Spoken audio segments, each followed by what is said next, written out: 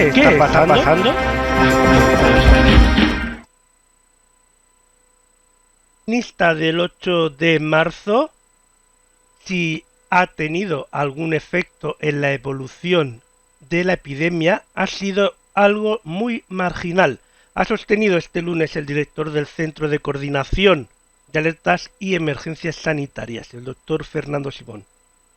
Además, ha manifestado no tener ningún temor a que la justicia decida e investigue como consecuencia de alguna de las denuncias y querellas que presentadas hasta la fecha en contra de su persona. Quiero recordar que el doctor Fernando Simón es un empleado del Estado, no un político. Por otro lado, España ha registrado este lunes 132 nuevos casos positivos, 253.400 son el número de los contagiados en total desde el inicio de la pandemia en nuestro país. En cuanto a muertos, Sanidad ha informado de 50 fallecidos en los últimos 7 días, tras el cambio del sistema de vigilancia. Así se ha producido un total de 26.834 fallecimientos desde el inicio de la pandemia, lo que Sanidad ha rectificado este dato, que el domingo se situaba en 28.752 decesos. En concreto, han dejado de aparecer en las listas de estas estadísticas 1.126 muertos en Cataluña, 291 muertos en Madrid, 152 muertos en Castilla-La Mancha, 62 muertos en la Comunidad Valenciana y 48 en la Comunidad de Castilla y León. La Comunidad de Madrid, su área metropolitana, además de toda Castilla y León, pasan desde hoy lunes a la fase 1 de desescalada de las medidas del desconfinamiento por el coronavirus, mientras el 47% de la población, casi 22 millones de personas, ya han accedido a la fase 2. Seguimos hablando del coronavirus y del COVID, y es que a nivel mundial más de 5,4 millones de personas han sido contagiadas por coronavirus, en un contexto en las que varios países han empezado a relajar medidas de restricciones impuestas con el inicio de la crisis sanitaria, que ya ha dejado a más de 345.000 fallecidos a nivel global. El virus, cuyo origen se detectó en Wuhan, China, a finales de diciembre de 2019, llegó con fuerza al continente europeo a principios de año, alcanzando su pico más alto en abril y manteniendo la mayoría de sus ciudadanos en cuarentena. En el resto del mundo, donde el repunte de contagios ha sido más tardío, el COVID-19 se ha extendido sobre todo en el mes de abril, azotando con fuerza a Estados Unidos, que hasta ahora es el país más afectado, con más de 1 millón de casos y casi 100.000 fallecidos. Ahora en Europa muchos países están iniciando ese proceso de desescalada tras haber superado la curva de los contagios, y ya se plantean posibles medidas y soluciones para poder garantizar el turismo y salvar la temporada de verano de la que dependen muchos de los Estados miembros. En Latinoamérica se ha convertido en el nuevo epicentro de la pandemia, con el foco en Brasil, que es el segundo país más afectado en todo el mundo tras un repunte alarmante de casos en los últimos días. Asimismo, tomando como referencia los datos de la última semana, otros países de la zona como Perú, Chile o México están experimentando también un aumento de casos.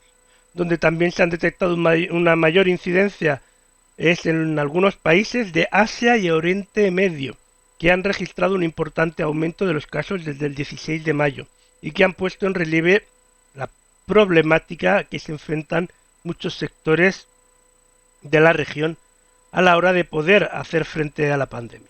En caso de África, de momento está siendo un ejemplo de éxito, pues los contagios superan los 100.000 solo si se suma el recuento oficial de sus 54 países. Sin embargo, la directora Sin embargo, la directora regional de la OMS para África ha alertado que si bien es previsible que la COVID-19 no se extienda de manera tan exponencial en África como lo ha hecho en otras partes del mundo, puede ser, entre otras cosas, porque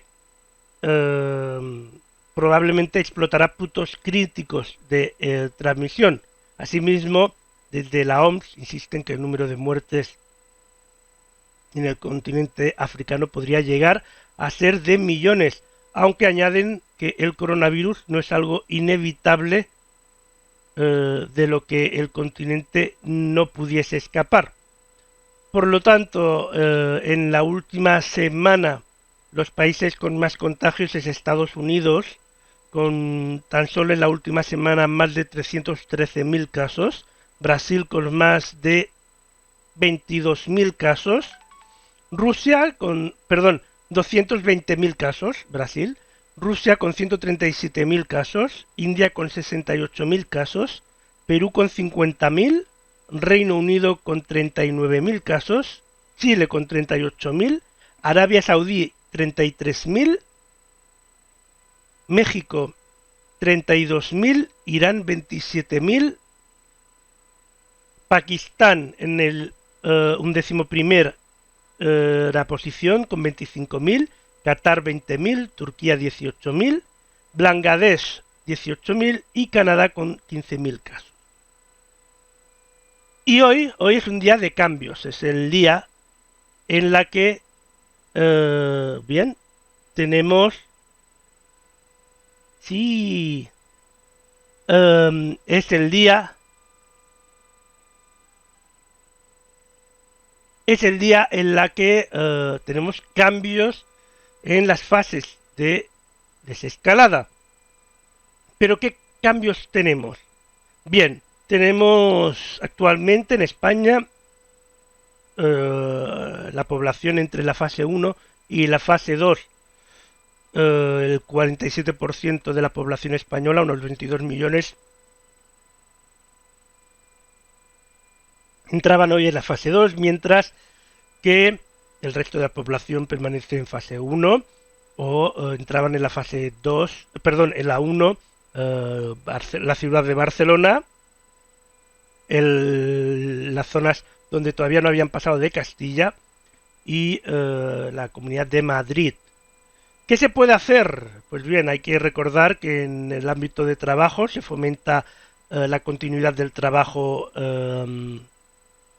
en las zonas que se encuentran en zona 1, mientras los que se encuentran en zona 2 en fase 2 se fomenta la continuidad del teletrabajo en las empresas previstas, citadas en el orden del Ministerio de Sanidad. Se deben adoptar las medidas necesarias para cumplir todas las empresas las medidas de higiene y prevención para los trabajadores. En el ámbito personal está permitido las reuniones con familias, con grupos de hasta 10 personas, siempre y cuando no sean vulnerables ni con patologías previas para la fase 1, también en la calle o en domicilios. Además, te podrá salir a pasear sin importar si conviven o no, sin límite de adulto por 3 menores. Se podrá ir a velatorios hasta 15 personas al aire libre o 10 personas encerrado, y las comitivas de hasta 15 personas, comitivas funerarias.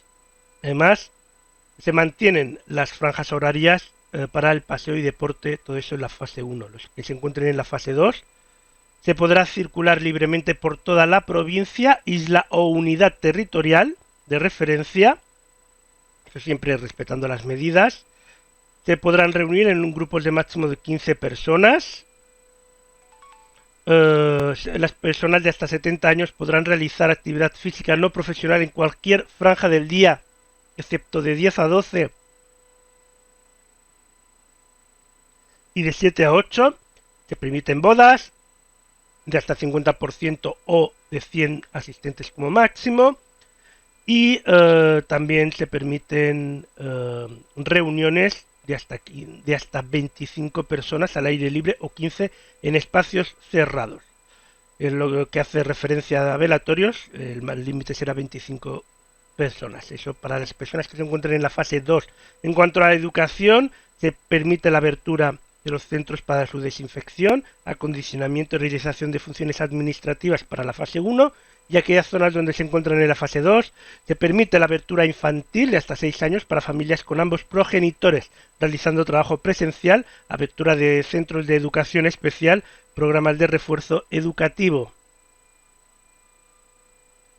En lo que hace referencia al comercio y servicios, para la fase 1 está permitida a los comercios de hasta 400 metros cuadrados y que no estén en un centro comercial, a no ser que tengan también acceso directo desde la calle.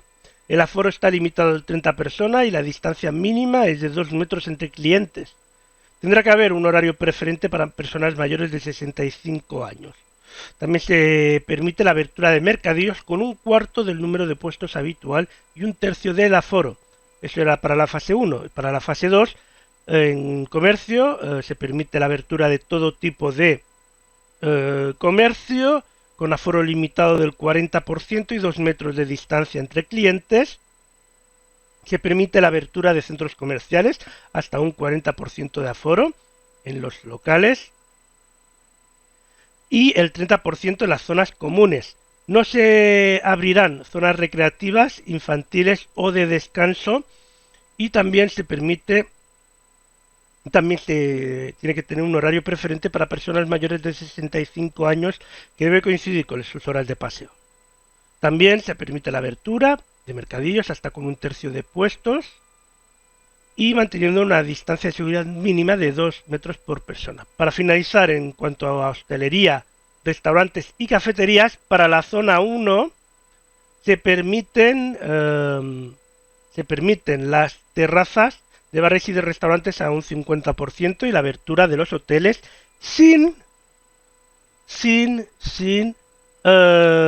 zonas comunes, sin el uso de las zonas comunes. También en la zona 2 se permite las zonas comunes de los hoteles y el espacio interior en los locales de restauración con un 50% del aforo y garantizando mínimo 2 metros de separación entre los clientes. Eso es referente a el tema de los que cambiamos de fase, todas aquellas personas que han cambiado de fase.